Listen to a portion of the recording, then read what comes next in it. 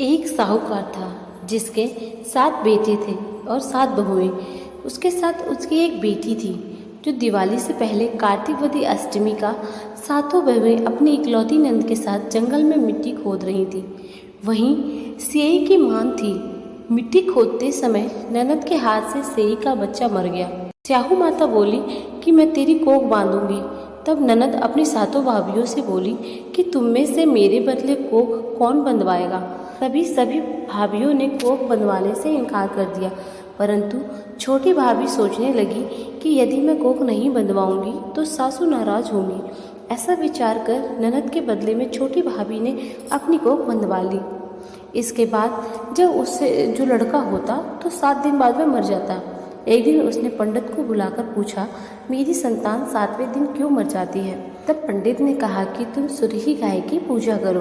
काली गाय स्याहू माता की भाईली है, वह तेरी कोख छोड़ देगी तो तेरा बच्चा जी जाएगा। इसके बाद से वह बहू प्रातःकाल उठकर चुपचाप काली गाय के नीचे सफाई आदि कर जाती थी।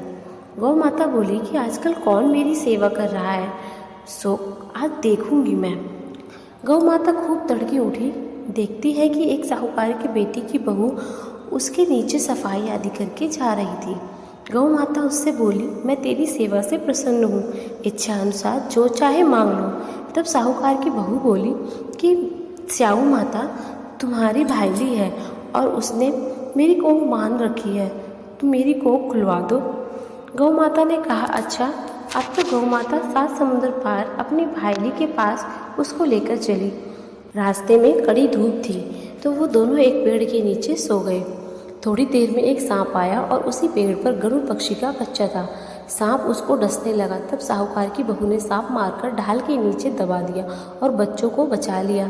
थोड़ी देर में गरुड़ पक्षी आई जो वहाँ खून पड़ा देखकर साहूकार की बहू को चोंच मारने लगी।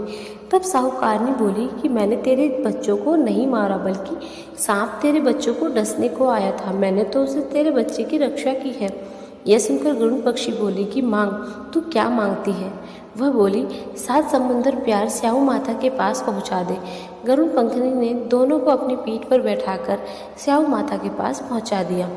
स्याहू माता उन्हें देखकर बोली कि बहन बहुत दिनों में आई। फिर कहने लगी कि बहन मेरे सिर में जूं पड़ गई।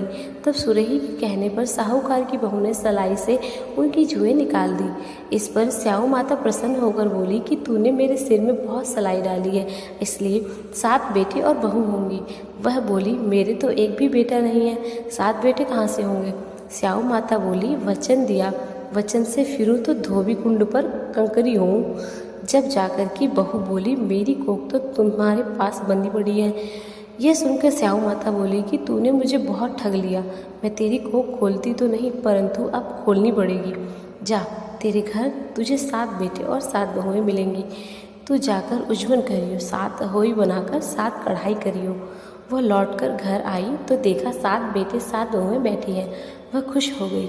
उसने 7 अहोई बनाई, 7 उज्जवल की तथा 7 कढ़ाई की। रात्रि के समय जेठानियाँ आपस में कहने लगी कि जल्दी जल्दी नहाकर पूजा कर लो, ये छोटी बच्ची को याद करके रोने न लगे।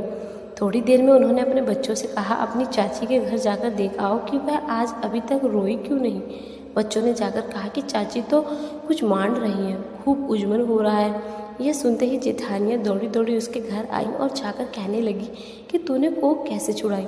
वह बोली, तुमने तो कोख बधाई नहीं, मैंने कोख बधा ली। तो अब स्याहू माता ने कृपा करके मेरी कोख खोल दी। स्याहू माता ने जिस प्रकार बहू की कोख खोली उसी प्रकार सबकी खोले।